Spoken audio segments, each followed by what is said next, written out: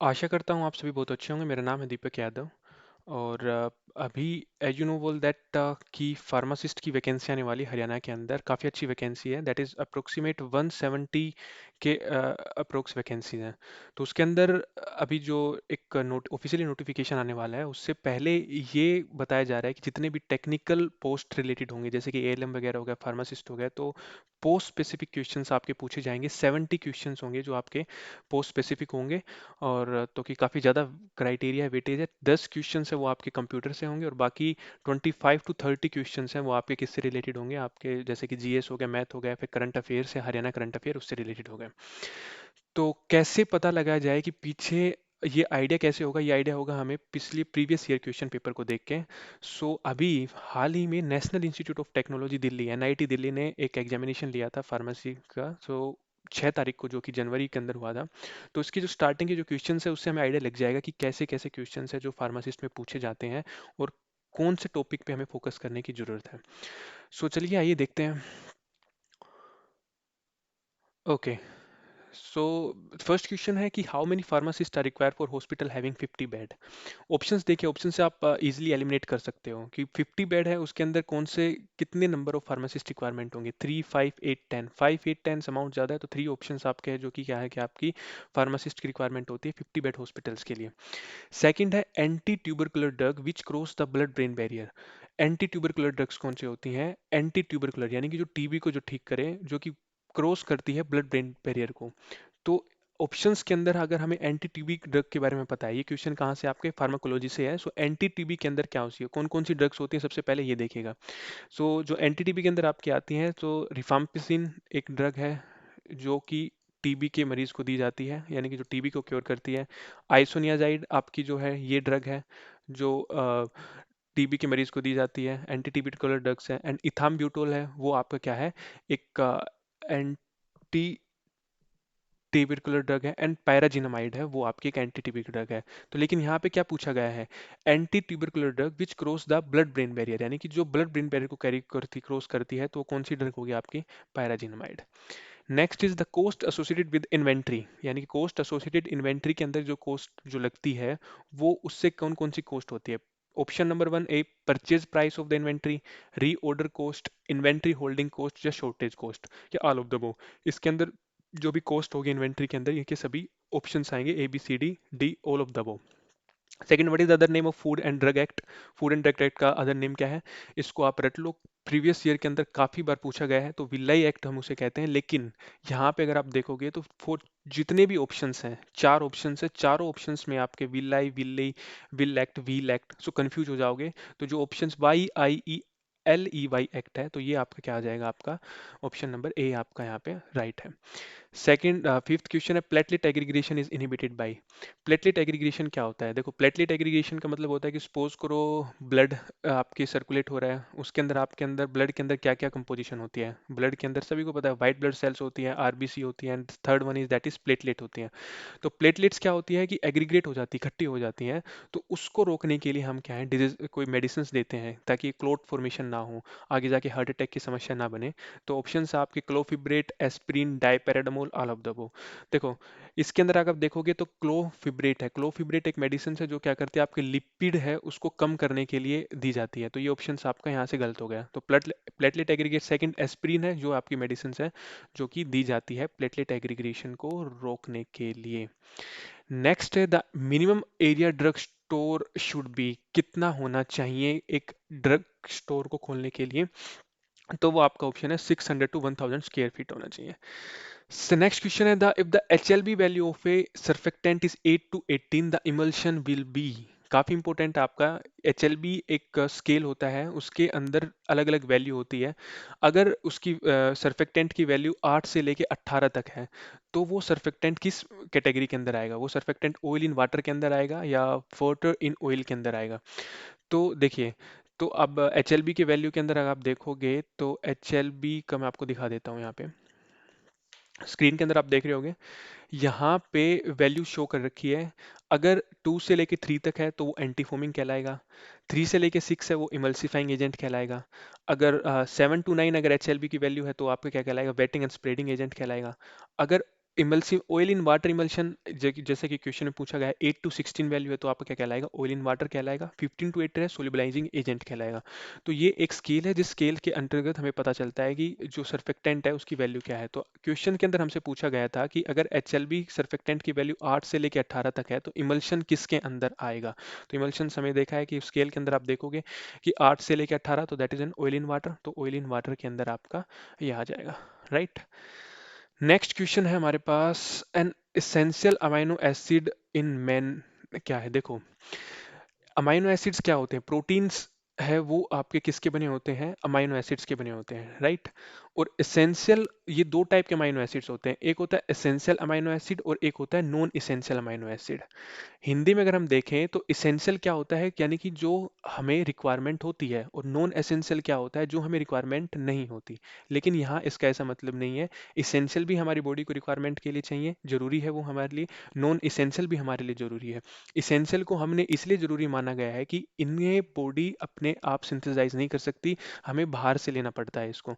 So an essential amino acid in man is, तो सबसे पहले एसेंशियल अमाइनो एसिड की जो भी एक पूरी वो क्या कहते हैं, तीन चार एसेंशियल अमाइनो एसिड्स हैं, वो आप एक बार देख लीजिए, मैं आपको बता देता हूँ।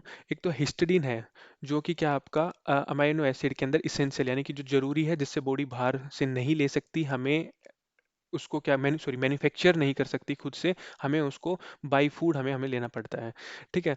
तो इस हिस्टडीन आपका हो गया, isoleucine, leucine, iso methionine, phenylalanine और वेलाइन, ये सभी क्या है आपके एसेंशियल अमीनो एसिड है। तो आप देख रहे होंगे मिथ्योनिन क्या है आपका यहाँ पे मैच करता है, तो एन मिथ्योनिन आपका क्या होगा, एक एसेंशियल अमीनो एसिड है।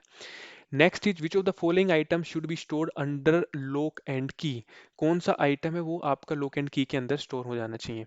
देखो, लॉक एंड की का मतलब होता है कि हम उसको विदाउट प्रिस्क्रिप्शन नहीं दे सकते। डॉक्टर उसको क्या करेगा कि प्रिस्क्रिप्शन के अंदर, प्रिस्क्रिप्शन हो जो आपका होता है प्रिस्क्रिप्शन कार्ड, उसके ऊपर लिखेगा और फार्मासिस्ट के पास आपके पास जाएगा, और फार्मासिस्ट तभी उसको मेडिसिन देगा। तो वो आपका होगा schedule x drugs. Schedule x के अंदर वो ड्रग्स आती हैं जो ड्रग्स केवल डॉक्टर की प्रिस्क्रिप्शन के बावजूद ही दी जाती हैं। जैसे कि नींद की दवाइयां हैं, आप कॉमनली आप जाके किसी भी स्टोर से नहीं डिमांड कर सकते, तब तक डॉक्टर या फिर कोई भी आपका साइकिट्रिक है उसके द्वारा वो प्रिस्क्राइब नहीं होती। Okay. Next is the snake venom should be stored at one of the temperature condition, की जो स्नेक विनोम है, स्नेक विनोम यानी कि जो सांप का जो जहर है वो किस टेम्परेचर पे आइडियली स्टोर होना चाहिए।